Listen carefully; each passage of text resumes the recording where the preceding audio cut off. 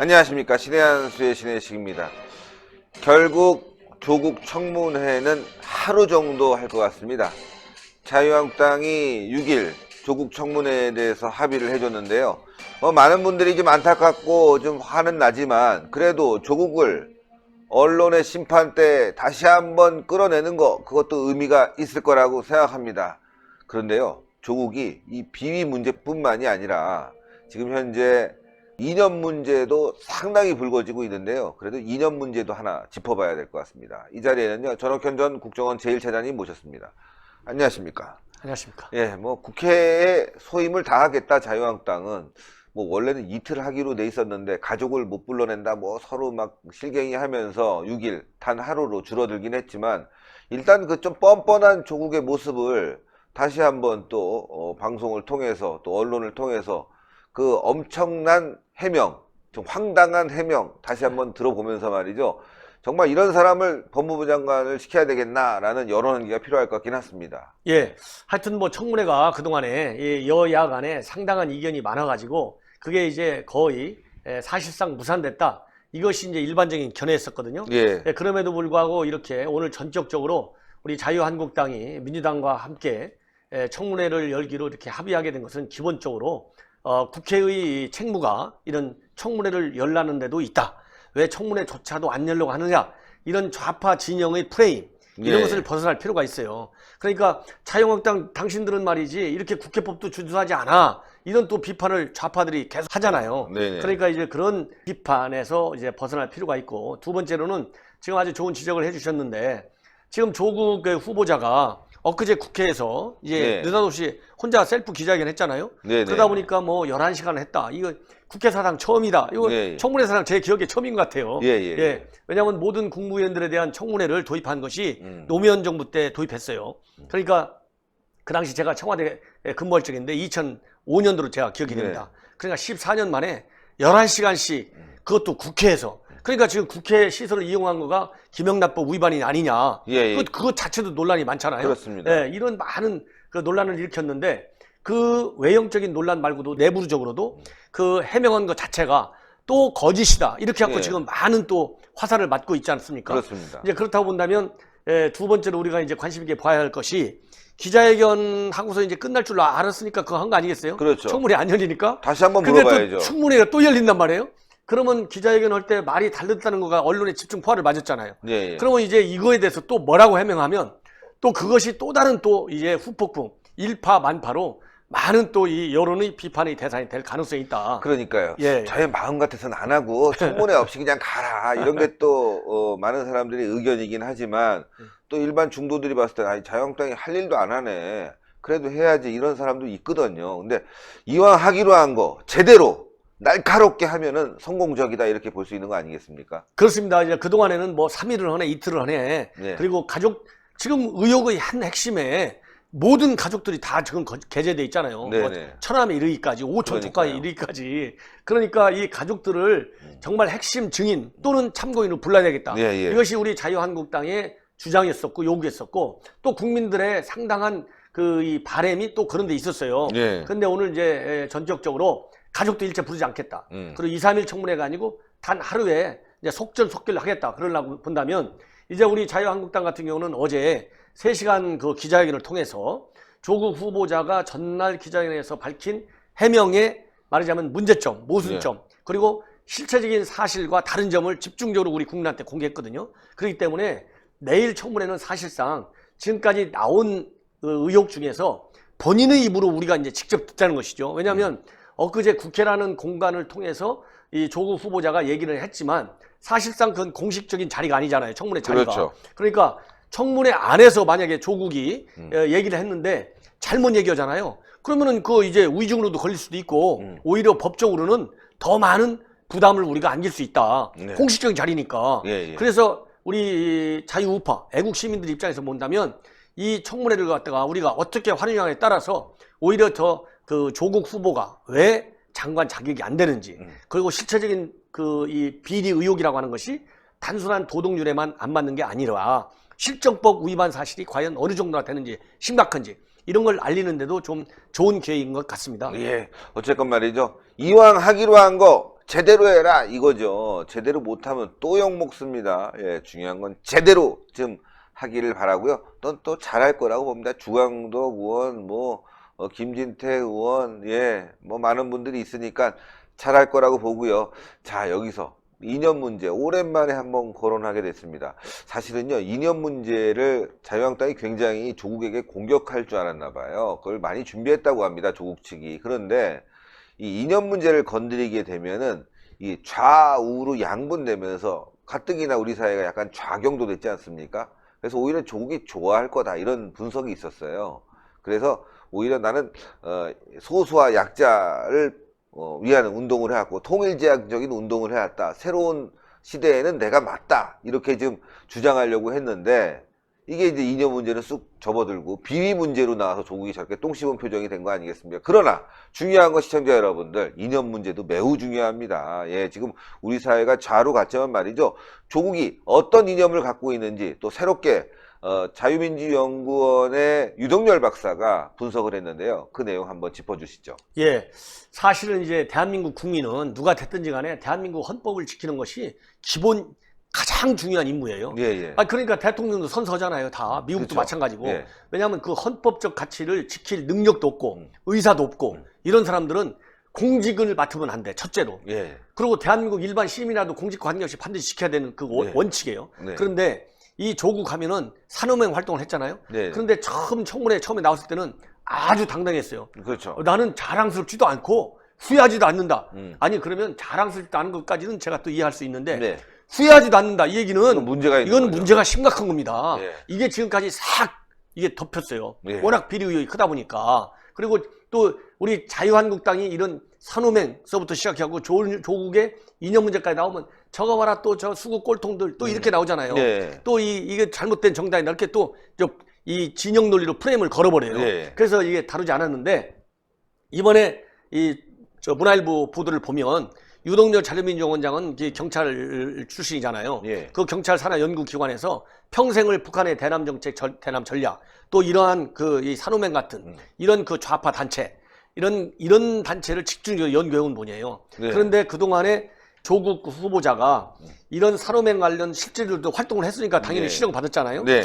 그러고서 이 사람이 무슨 글 같은 문제되는 글 같은 거 썼긴 썼을 텐데 예, 왜냐하면 이 산호맹 산하에 과학원, 남한사회주의 과학원이라고 하는 이 사과원이 있습니다. 거기서 기관지가 있었어요. 우리 사상이라는 주관지가 있었는데 여기에 창간호하고 2호에다가 직접 글을 쓴 것이 이제 확인이 됐어요. 그 확인됐는데 그 글을 보면 대한민국의 헌법 가치 중에 제일 중요한 게 뭡니까? 자유민주주의하고 시장경제잖아요. 예. 이건 아니 대한민국이 그거 없으면 누가 대한민국이라고 할 수 있어요? 그렇죠. 이것 때문에 우리 대한민국이 이렇게 자유를 이게 향유할 수 있고 또 시장경제를 통해서 3만 불 이상의 가져 발전한 그런 국가가 된 거 아니겠어요? 네네. 그런데 이런 헌법 가치를 무시하는 그런 논문이 2편이 2편을 기고한 것이 실체적으로 확인이 됐어요.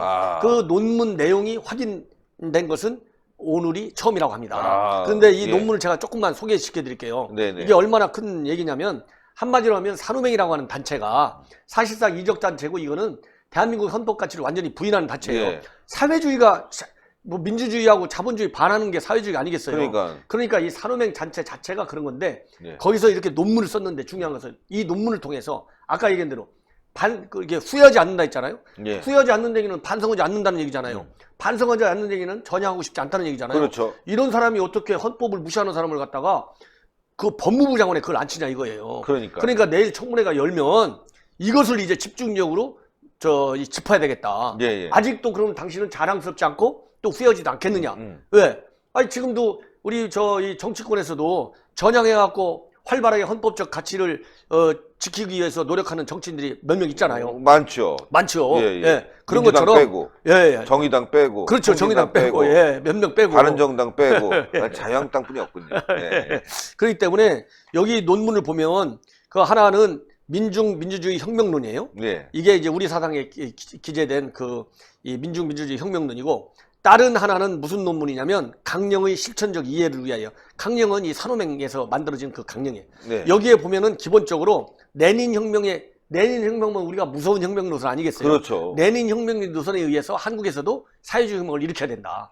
자, 이렇게 돼 있는 거예요. 무시무시하네. 무시무시한 거죠. 두 번째 논문도 마찬가지예요. 두 번째 우리 사상 이후에 대한 기호는 뭐냐면 이거는 강령 연구 실장 할 때 쓴 여기인데 남한 사회주의 건설을 위해서 남한 사회주의 노동자당의 행동 목표 그리고 지침인 강령 작성의 필요성과 강령 수록 내용을 제시한 글로서 강령 작성이 사적 소유와 계급 철폐를 통한 사회주의 혁명을 목표로 한다. 이것이 북한 노동당이 하는 거하고 똑같은 거예요. 아, 무시무시한데요. 그렇기 때문에 이거는 이제 근거가 나왔잖아요. 예. 아주 이 논문이 나왔잖아요. 뚜렷한 뚜렷한 헌법 가치를 무시하는. 이거는 그냥 비판하고 뭐 이념 투쟁하고 진영 논리로 하는 게 아니에요.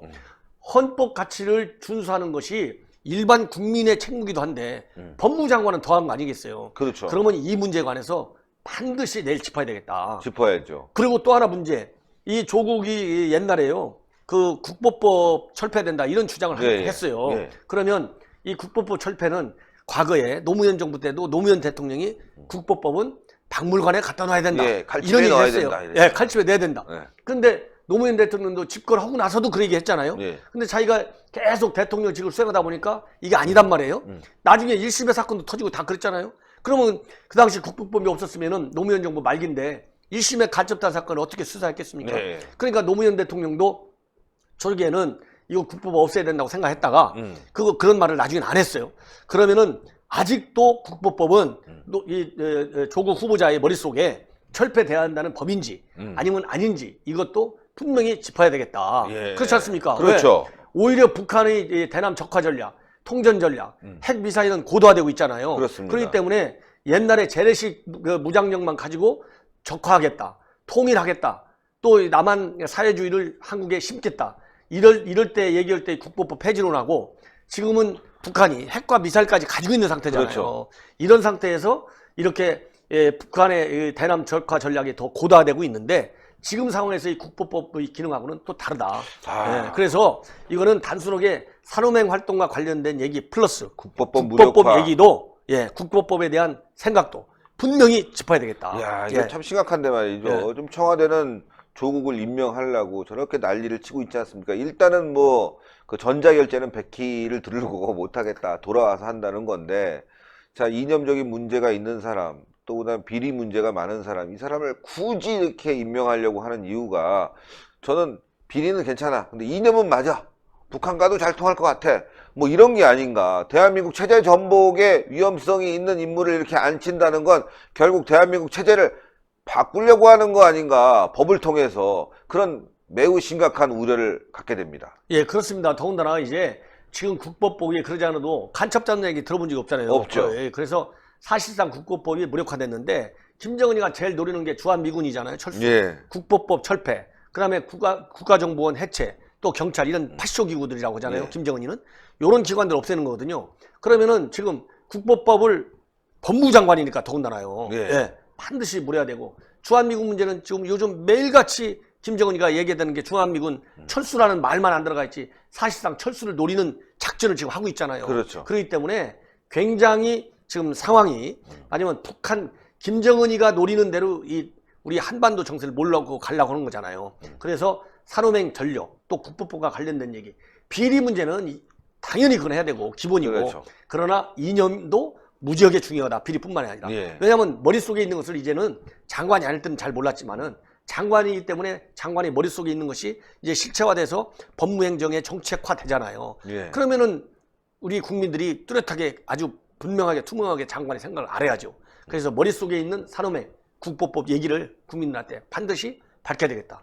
저는 그걸 강력히 신의 한 소통에서 주장합니다. 6일 아마 청문회가 되면 이런 문제도 밝히고 또 잘 됐어요. 6일 지나서 이제 바로 추석 연휴가 시작되니까 이번 추석 연휴에는 가족들과 함께 이 조국 문제 많이 얘기해 봐야 되는 거 아니겠습니까? 그렇습니다. 왜냐하면 지금 이렇게 조국 문제로다가 이 국론이 약물되고 정말 심각한 상황이잖아요. 완전히 블랙홀 아니니까 모든 게 다 올 수도 없게 있어요. 조국 때문에. 오는데 가는 데마다 전부 조국 얘기예요. 저한테도 한국 땅 똑바로 좀 잘 좀 싸우라고 엄청 저도 욕을 많이 먹고 있어요. 내가 그래서 그럴 때마다 이번 토요일 날 1시 집회 있으니까 그날 나오십시오. 이번 주도 합니까? 이번 주 합니다. 세종문화회 이번 주에 1시에 세종문화회 앞에서 정부 여당의 경제안보 파탄, 조국 후보 반대 이 집회를 1시에 해요. 세종문화 앞에서. 이번 주에도 이번 주에도 합니다. 예, 네. 예. 그래서 제가 그날 우리가 힘을 합칩시다. 그런 얘기를 많이 하는데 네. 시청자 여러분들께서도 그런 그 결집력 있는 투쟁 대우에 합류하는 게 좋겠다는 생각을 맞습니다. 말씀드리고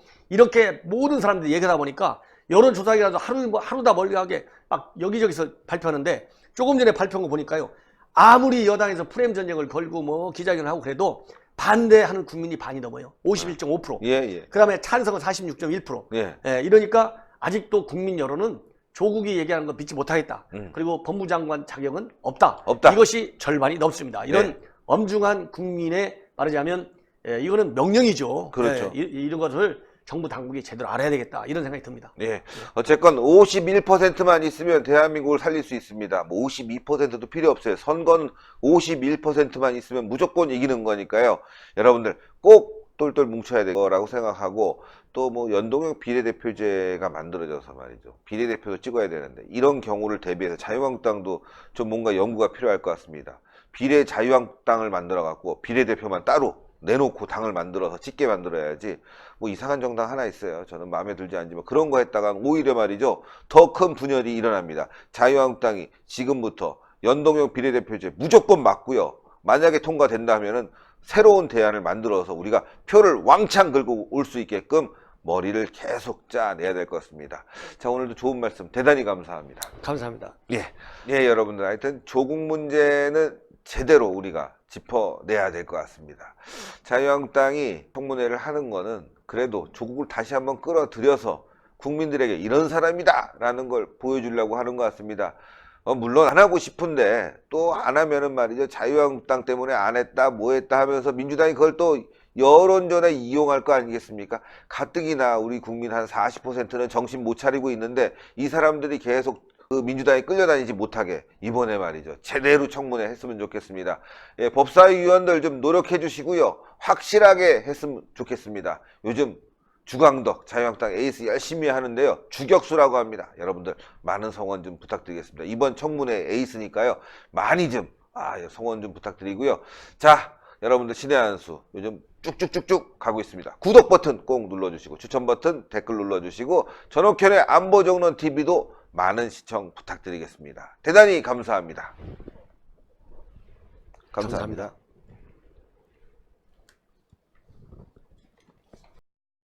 신의 한 수의 구독, 좋아요, 알림 방법입니다. 보실 영상을 눌러주세요. 아래의 구독 버튼을 눌러주세요. 그럼 종 모양이 나옵니다. 그 종 모양을 눌러주시면 신의 한 수의 새로운 영상들이 알림이 울립니다. 그리고 엄지척 좋아요 버튼을 눌러주세요. 여러분의 구독, 좋아요 버튼은 신의 한 수에 큰 힘이 됩니다. 댓글로 여러분의 많은 의견도 듣고 있습니다. 응원의 댓글도 부탁드립니다.